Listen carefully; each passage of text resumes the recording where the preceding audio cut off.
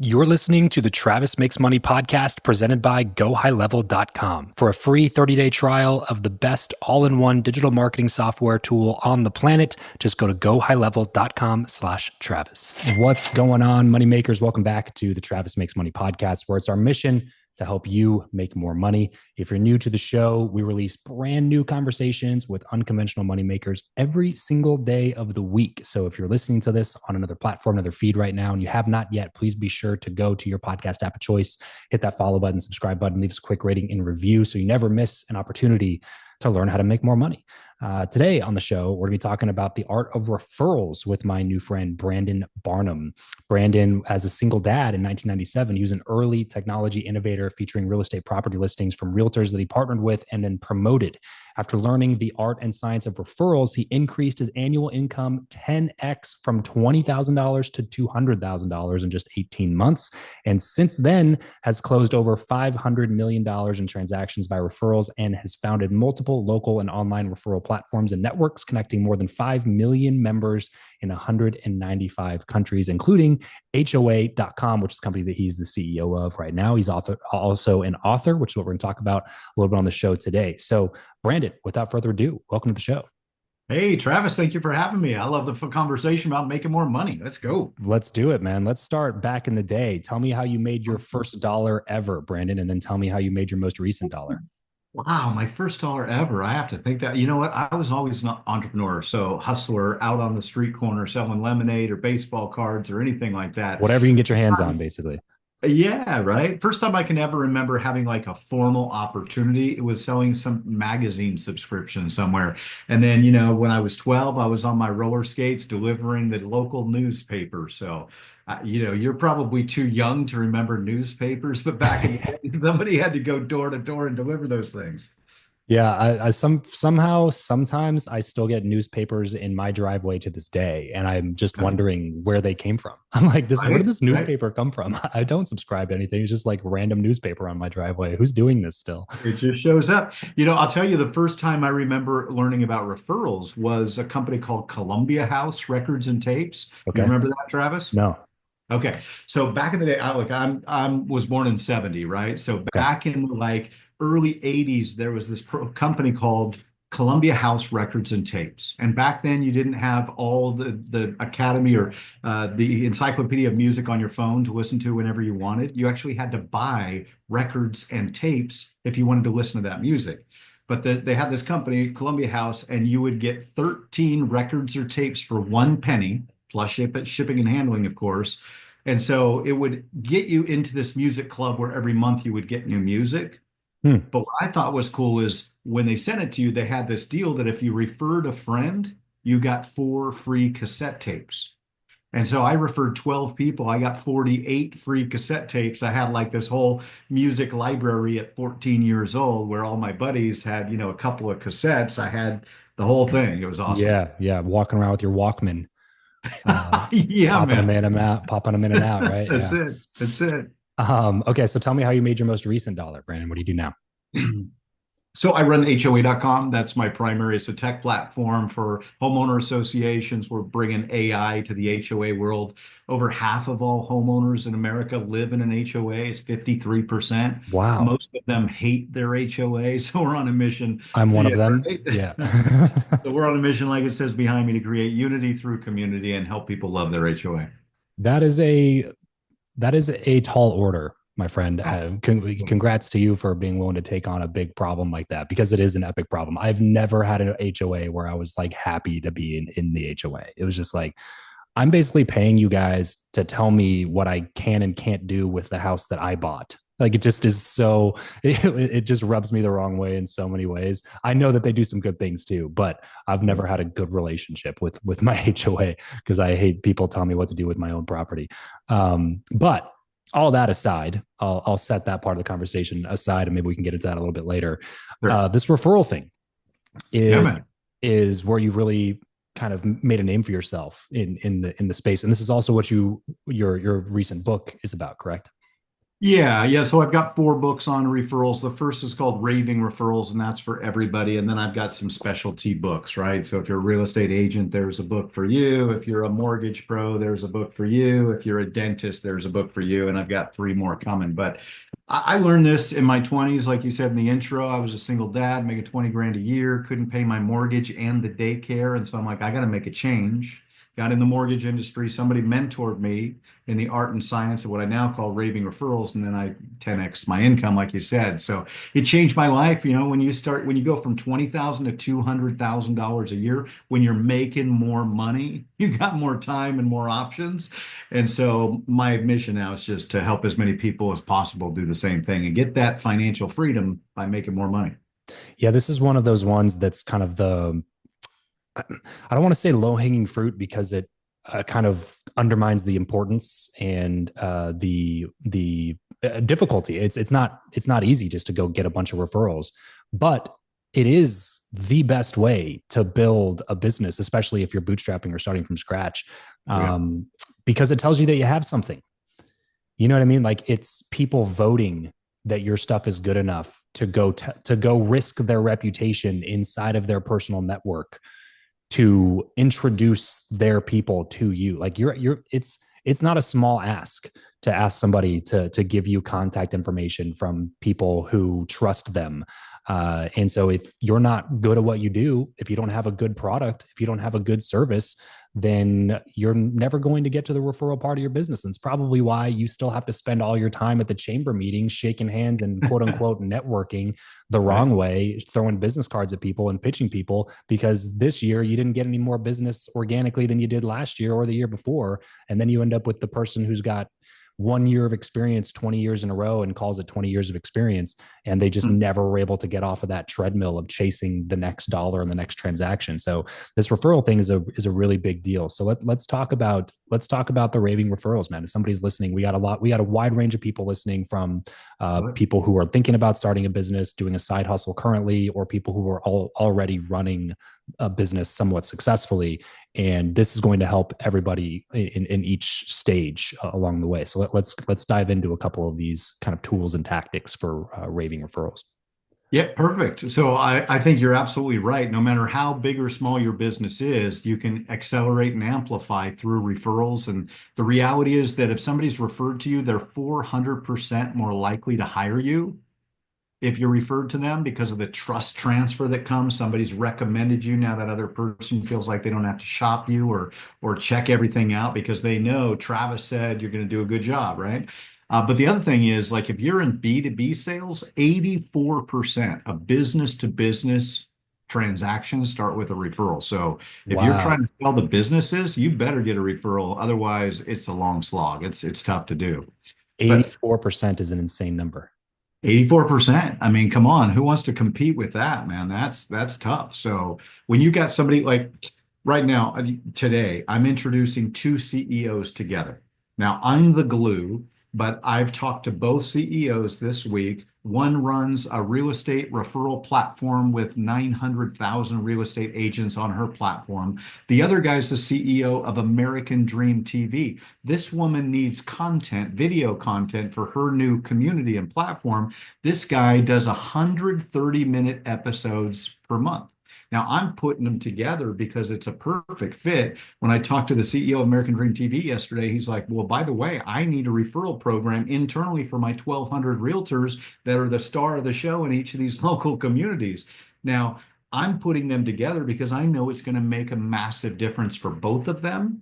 And I'm building a relationship with each of them individually, right? So my stock is raising in each of their eyes because I'm creating currency that didn't exist by putting them together. So that's one of the strategies that I teach is be scouting for referrals for your partners. Number one, have referral partnerships, right? Identify the people, the businesses that are already serving the people in the businesses that you want to serve. They're out there Mm. every day. If you're in B2B, that's business coaches and technology companies, digital marketing agencies, accountants, attorneys. They're out there meeting with business owners and they're a trusted advisor.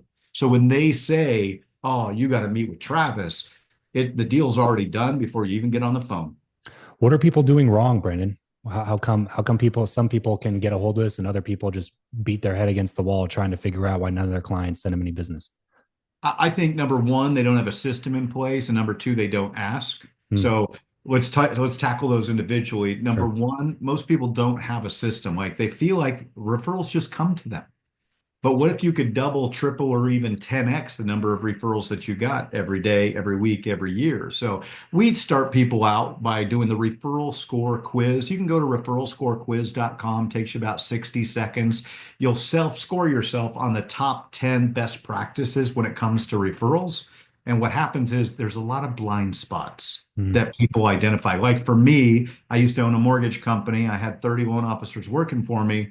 But one of my blind spots was that I didn't thank people that gave me referrals. I thanked the clients and customers if they referred me, but I had somebody that sent me a referral, and then he was a VP at Intel, real high profile guy. We'd done 3 transactions. He calls me up one day and he says, "Hey, just want to find out what happened with Mike Smith." And I'm like, "Oh, it was awesome, man. We just closed on his loan 3 weeks ago. Thanks again." And then there was this awkward silence. Hmm. Like, why didn't I hear about this before? Yeah, he comes back and he says, "Do you mind if I give you a little coaching?" I'm all, "Yeah, man, absolutely, bring it." And he says, "Number one, it's a really good idea to thank people when they give you a referral." I hadn't even done it, dude. I felt like the biggest loser on the planet because I'm like, here's a guy that just handed me like $5,000 in commissions. Imagine somebody hands you a $5,000 check. What are you going to do? Yeah. You're going to thank him. I didn't do it. I just had totally, it was a blind spot for me. Then he says, number two, it's also a really good idea to follow up with the people that gave you the referrals and let them know what's happening with the people that they gave you. And again, I'm like, duh, like this is business 101. But we're so focused on doing our business and providing whatever service that we do, we don't always think about all these little things. So those are two of the 10 best practices. You need to be thanking people that send your referrals and use the opportunity to follow up and communicate all the way through. Once you close on a transaction with a client, send them a thank you card, a thank you gift, depending on your industry and if you're legally allowed to, depending on your regulations. But nurture your referral champions and they'll give more referrals to you every day.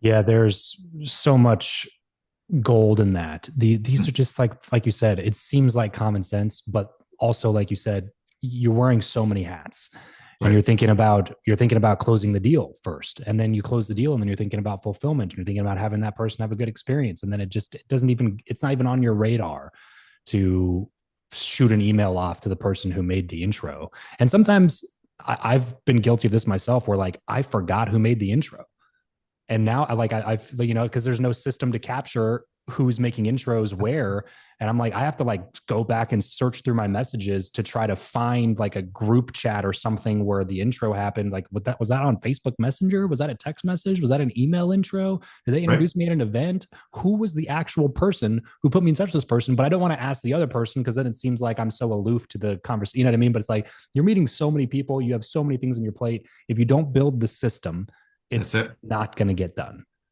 And that's one of the other 10 best practices is to track the referrals that you receive, but also that you give out, right? Because what I learned is that I got a lot of referrals from certain people, and then I gave a lot of referrals to others. And you need to know at the end of your week, month, year, how many referrals you gave and how many referrals you received. And I learned this back in 1998 when I went to $200,000 in one year for the first time. I went back and I audited every transaction for the previous year because I wanted to know, where did that money come from? Yeah. How did I just make 200 grand? Right. Right. I'm 28 years old at that point. And what happened was I went back and I audited every one of my closed transactions and I tracked each of the referral partners. And you know what? Out of $200,000, I made 50 grand from one real estate agent.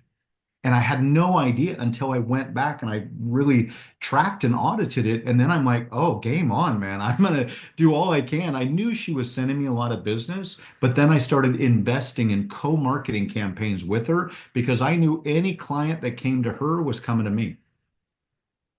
Totally. Absolutely. Yeah, she was the number one source and you didn't even realize it. Yeah, I knew it loosely, but not quantified, right? And once I saw it in numbers, I'm like, okay, so she referred twice as much business as this other woman. I need to make sure and give them both love, of course, but yeah, it makes a huge difference. One of the other things I think is a major gap for most people, and one of the fastest ways to make money now is to start asking for referrals. So I like to teach the art of the ask because I think most people feel uncomfortable and awkward when it Yeah. comes to asking for referrals. So, what if you could be confident when you ask for referrals and do it in a way that really serves your client? You talk about pitch slapping at a networking event. You didn't use that term, but that's what I call it, pitch slapping, right? You go Yeah. to an Yeah. event and before somebody even asks you a question, they're telling you what they do. Yep. Like, don't be that guy, right? But what you do want to do is when you have a client that hires you, what you want to do in that first meeting before you let them out of your office or off Zoom or whatever it is just say, hey, before I let you go, can I ask you a favor? And this is step one. There's three steps. Step one is setting the stage. Step two is listening for the referral triggers. And step three is ASK to GET. Okay. So in step one, we're setting the stage. You got a client that hires you, and you say, before I let you go, can I ask you a favor? I'm so committed to giving you a 5-star experience because I love helping business owners like you, homeowners like you get these kind of results. And what I'd like to ask is once I've proven myself to you, would it be okay if I ask you for a testimonial and for some referrals? You'll get 100% of people that say yes. Not one person has ever said no to that I'm aware of because you're not putting them on the spot right now. Yeah. You're Yeah. basically doubling down and say, I'm going to do a great job for you, right? Assuming I earn your trust and crush this, would you be willing at that point to do this thing? Later on. Exactly. Exactly. So now what you basically said is, I'm going to wow you with my service. And that's what you're really looking for as a wow. But what's cool, Travis, is that sometimes they're going to be like, well, now that you mention it, I actually have a brother, sister, cousin, aunt, client, coworker that looking to buy a house or needs help with their accounting or whatever service you provide. Yeah. And so you'll get some referrals right on the spot because you've asked. But really, we're setting the stage. We're letting them know I'm going to take great care of you. And when I do, I'd like to earn the right to ask you for referrals later on. Okay, so that's step one, set the stage. Step two, super easy, listen for referral triggers. That's an expression of appreciation. It might be as simple as thank you, Travis, man, you are the man, bro. I love what you do. You make such a difference. Thank you so much. Okay. It might be you've helped me make so much money, save so much money, lose so much weight, feel great, get energy, whatever it is that your service provides. That's step two, listening for that referral trigger. Once you hear them say, wow, this is awesome, amazing, you rock, now you want to ASK to GET. And that's like, I'm so glad to hear you say that. I love helping people like you get results like that. Remember when we first started working together, I told you I was going to wow you and create great experience for you. Well, now that you know that I really care and go above and beyond for my clients, I'm looking to bring on a couple more clients. Is there anybody that you know that's looking to buy a house right now, that's looking for financial advice? Maybe they just got married, maybe they're just having a baby, maybe they're just retiring and they need a financial advisor to give them some counsel, right? And so you guide them through that process. But when you set the stage, you listen for the referral triggers and you ask the right way at the right time, you'll start getting more referrals immediately. Yeah, I love that setting the stage part. My thing has always been being a professional. That I tell people, because I come from a door-to-door sales background, I was like, there's a difference between pushy persistence and professional persistence, and one of them will get you blocked, the other one will get you business. And Mm. this is one of those things that you can do to set yourself up to be a professional. If you set the expectation at the beginning that this is going to be something that I'm going to ask later on, not only are they not going to be annoyed when you ask them, they're actually going to look at it as this is somebody who keeps their word. Like it will Mm. actually increase trust because I said at the beginning that I was going to crush it. I was going to do a great job and I was going to work my ass off to make sure that this thing happened. And I Yep. also said at the beginning that assuming I did these things, I was going to ask you for some referrals or for some testimonial or for both. Yep. And so if you don't follow up and have that question and that ask at some point, they're in back in their head thinking like, oh, he just says that. You know what I mean? Right. Like Right. you've just given yourself permission. They've given you permission, rather, to ask them the question later on, and they're expecting that it's going to come along the way, and they might even beat you to the punch, like you said earlier. Like they might just be having a good experience talking to somebody, be like, hey, here's somebody right now. You know, we don't even have to wait till you ask. I'll give you this contact right, and we'll make the email intro. You know what I mean? 100%, because you've already set the stage. Now they're expecting it all the way through the process. Now they're thinking about the fact that at the end of this, they're going to owe you a referral or a testimonial, Yeah, right? But if you do a great job, they're expecting that. So they've already agreed in advance. It doesn't come as a surprise when you ask. In fact, subconsciously, they've already thought about some people that might be a exactly. good fit for you. I was going to say it also gives them time to think about people, because like that's That's right. sometimes why I don't give referrals to even to services that I like, is just like they put me on the spot and I'm like, uh I would Right. love to send you some business. I can't think of anybody right now that Right needs now. that. You know what I mean?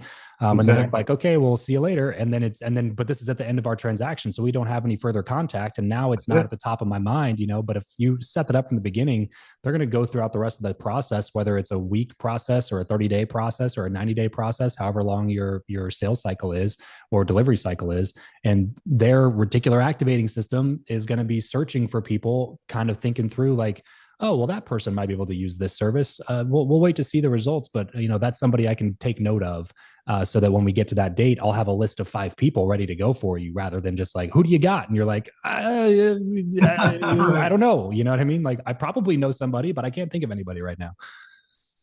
100%. You nailed it. It's the reticular activator, right? Now it's on their radar. Now they're thinking about the services you provide as they go through their lives. And think about it too. The reason that we refer people is that we want to help someone solve a problem. Mm-hmm. Like I'm not referring a client to you because I'm focused on helping you necessarily. I'm trying to help the client. It's a I'm trying to mutual help them value make add. more money.